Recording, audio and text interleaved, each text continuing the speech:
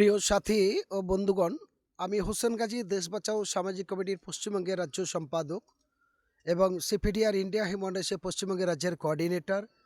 দক্ষিণ চব্বিশ পরগনা জেলা জমিয়ত উলামা হিন্দের একজন সৈনিক কর্মী হিসাবে, একজন সামাজিক মানুষ বা সোশ্যাল ওয়ার্কার মানুষ হিসাবে, একজন মানবাধিকার কর্মী হিসাবে আজ ১লা জানুয়ারি ২০২৬ নূতন বছরের প্রথম দিনে গোটা দেশবাসীকে আমার আন্তরিক শুভেচ্ছা ও ধন্যবাদ জানাই।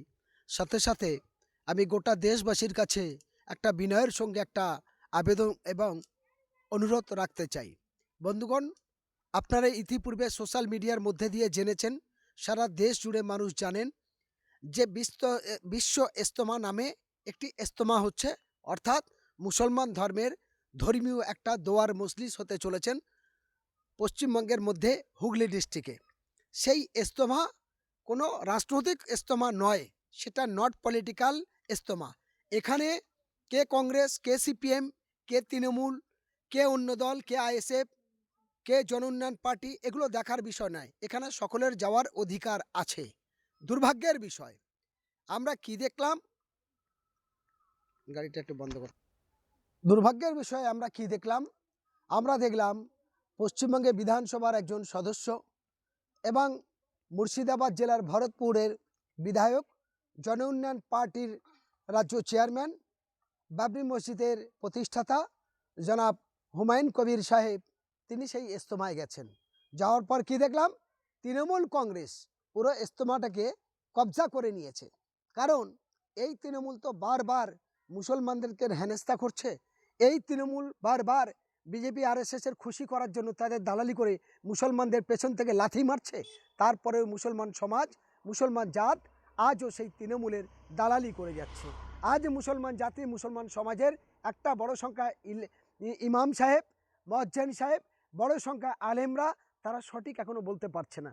আমার দুর্ভাগ্যের বিষয়ে এই ইমাম এবং মৌলানা মুফতি কারি সহ গোটা মুসলমান সমাজের কাছে একটা আবেদন, আপনারা একবার বুকে হাত দিয়ে ভাবুন যে মমতা ব্যানার্জি কীভাবে মুসলমানদেরকে ব্যবহার করছে। লাঠির সময় মুসলমানদের দরকার, মিটিনির সময় মুসলমানদের দরকার, আর যখন চাকরি, কর্মস্থান, শিক্ষা, স্বাস্থ্য, মুসলমানদের পিছিয়ে রাখো, এটা পরিকল্পনা। আজ আপনি ভাবুন যে ট্যাক্সের টাকাতে একাধিক মন্দির তৈরি হবে, কিন্তু বাবরি মসজিদে মমতা ব্যানার্জির আপত্তি। প্রথমে যেখানে হওয়ার কথা ডিএমপিএম দিয়ে সেখানে বারবার আটকানোর চেষ্টা হলো, দুবার মামলা হলো, কোনো দিকে পারল না।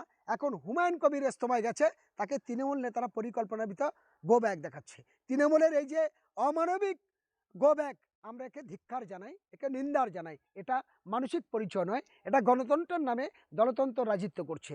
আমি সাথে বাংলার মুসলমান ভাইদেরকে ভাবতে বলবো, বাংলার সকল মুসলমান স্তরের মানুষদের কাছে অনুরোধ রাখবো, আপনি ভাবুন এই তৃণমূলের দ্বারাই মুসলমান কতটা সুরক্ষিত। মমতা ব্যানার্জি চিটিংবাজি করে বললেন, তৃণমূল কংগ্রেস চিটিংবাজি করে বললেন যে আমরা বেঁচে থাকতে এখানে ওয়াকাপের সম্পত্তি দখল করতে দেব না। ওয়াকাপ দখল হলো। অমিত কোটালে মমতা ব্যানার্জি নিজে বড় বড় গোরস্থান, ঈদগাহ এবং মসজিদের এরিয়াগুলো সব ডিএমের নামে করে দিল। আজ মুসলমান নীরব। কেন ইমাম সংগঠনরা রাস্তায় নামছে না? কেন মুয়াজ্জিন সংগঠন রাস্তায় নামছে না? আপনারা দেখেছেন এরা কেমন পরিকল্পনাভাবে মুসলমানের শেষ করলে। সাথে অসীম সরকারের বিরুদ্ধে 250-র বেশি এফআইআর হচ্ছে, তাকে গ্রেপ্তার করছে না। আর মুসলমানদের মিথ্যা করে অনেক মামলা দিচ্ছে, কেস দিচ্ছে, মুসলমানদের পিটিয়ে মারছে। মমতা ব্যানার্জির সরকার অপদার্থ সরকার, নীরব। আমি আপনাদেরকে বলতে চাই, আজকের জানেন আশা দিদিমণিরা, আমরা দেখলাম কাল 31শে ডিসেম্বর দক্ষিণ চব্বিশ পরগনা ক্যানিং, তারা রাস্তায় নেমে আশার দিদিরা বলছে জবাব চাই, জবাব দাও, আমাদের মাইনে নেই কেন? তৃণমূল সরকার জবাব দাও, মমতা ব্যানার্জি জবাব দাও, মুখ্যমন্ত্রী জবাব দাও। আশার দিদিমণি কত টাকা মাইনে পায়? সামান্য 2000, 4000, 5000 টাকা স্যালারি, 10,000 টাকা স্যালারি, তাদের টাকা দিতে পারছে না। তাহলে এই সরকারের অপদার্থতা কোথায়? যারা লক্ষ লক্ষ টাকার পোস্টার লাগাচ্ছে, হোর্ডিং লাগাচ্ছে, ব্যানার লাগাচ্ছে, যারা খেলা মেলা নিয়ে উৎসব করছে, যারা প্রতিনিয়ত আপনারা জানেন মন্দির পরপর মন্দির করছে। অভিষেক ব্যানার্জি আবার চিটিংবাজি করলে দ্বিতীয় হাইকমান্ডের সঙ্গে বাংলার মানুষকে আবার ঠকাচ্ছেন যে হুমায়ুন কবির মসজিদ বানারা মসজিদ বানাও, লেখেন পলিটিক্যাল ছোড় দো। তো অভিষেক ব্যানার্জি, হুমায়ুন বাপের বেটা হুমায়ুন কবির বলেছেন আমি মসজিদ নিয়ে থাকবো, রাজনীতি ছেড়ে দেবো। কিন্তু আপনার পিসি, আপনার দিদি, আপনার মা মমতা ব্যানার্জিকে বলুন, পাঁচখানা মন্দির করছে মুসলমানদের সম্পত্তি নিয়ে, জনগণের ট্যাক্সের টাকায়। হুমায়ুন কবির মসজিদ করছে জনগণের, মুসলমানদের সম্পত্তির টাকা। মুসলমানদের ওয়াকাফের টাকা, মুসলমানদের দেওয়া টাকা, তাহলে তৃণমূল কংগ্রেসের নয় এবং কোনো গায়ের মুসলিম হিন্দু ভাইদের টাকাও নিচ্ছেন না। তাহলে এটা বুঝতে হবে। যদি কেউ খুশি করে দেয় সেটা আলাদা ব্যাপার, কিন্তু কারোর থেকে চাইছে না। এই জায়গায় দাঁড়িয়ে আমি বলবো, বাংলার শুভবুদ্ধি সম্পন্ন মানুষের উদয় হোক।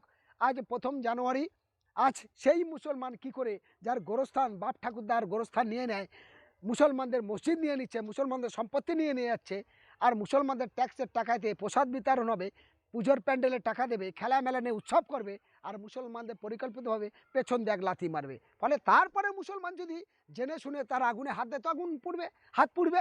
এই জায়গায় দাঁড়িয়ে আমি আপনাদেরকে মাধ্যমে বলতে চাই, হুমায়ুন কবির একজন বিশিষ্ট সমাজসেবী মানুষ, একজন বিশিষ্ট ব্যক্তি, একটা দলের তিনি চেয়ারম্যান, তাকে হুগলি যে ইজতেমা চলছে সেই ইজতেমা যেতে দিল না। তাহলে আমরা সেই ইজতেমা কী করে যেতে পারি? আমরা তাই ইজতেমায় গেলাম না, ইজতেমাকে বয়কট করলাম।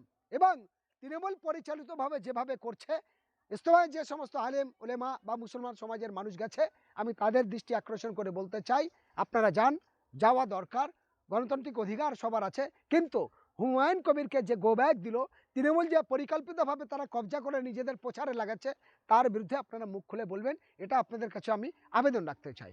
এইবার আপনাদের কাছে বলতে চাই, বাংলার যেভাবে গণতন্ত্রকে হরণ হচ্ছে, বাংলায় যেভাবে এই তৃণমূল বিজেপির ঘরে 20 বছর সঞ্চার করলো।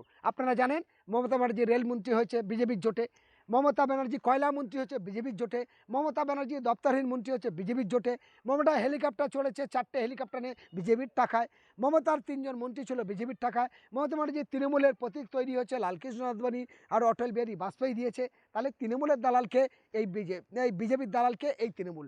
কারণ বাংলায় আরএসএসের অফিস ছিল মাত্র 512, এখন সেই অফিস হয়ে গেছে প্রায় 17,000-এর বেশি। তাহলে এই তৃণমূল পিরিয়ডে কি না হতে পারে? ফলে এই দ্বিচারিতা, এই প্রতারক মুখ্যমন্ত্রী এবং ধোঁকাবাজ এই বিজেপির দালাল তৃণমূল আর বিজেপির বিরুদ্ধে আপনারা সঠিক পদক্ষেপ নেবেন। এবং মানুষ হিসেবে মানবতার খাতিরে কোরআন পুরাণ গীতা বাইবেলে আছে, অন্যায় দেখলেই প্রতিবাদ করো, আর অন্যায় দেখলে প্রতিবাদ করো, বাও থাকলে রোকো, না পারলে মন থেকে ঘৃণা করো।